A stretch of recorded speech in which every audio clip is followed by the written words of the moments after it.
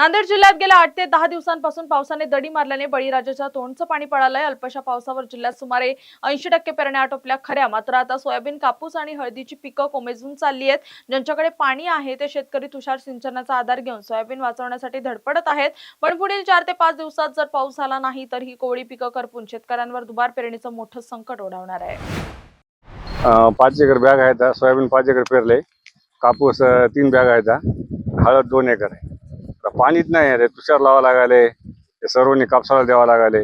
दुकानदार म्हणाले कापूस सर्वांनी भिजू नका, मग ते वाळून त्याला काय इलाजच नाही, त्याला काय आता ते आज पडन उद्या पडन। त्याच्यानं हळदीला बी ठिबक लावा लागाले, सोयाबीनला तुषार लावले, तर नाही इलाज आहे। आता संध्याकाळी काही दिवसा काही भिजवा लागाले त्याला।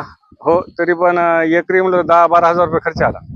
पेरणी, बॅगा, खत, त्याचा औषध मारलं, इतका खर्च असून बी पाणी नाही।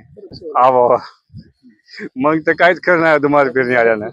हा, मग ते काहीच उरत नाही तुम्हाला पेरणी म्हणल्यानं। आता होईन तेवढं तर मेहनत करावं आम्ही आता। नाही हो, काहीच खरं नाही, भाजी घ्यायचं काम आहे, दुसरं काहीच काम नाही। कापसानं काही झालं नाही, आमदा कापूस लावला आता त्याचं आणि काहीच खरं नाही। तर बघू आता काय काय होते, ते निसर्गाच्या हातामध्ये आता।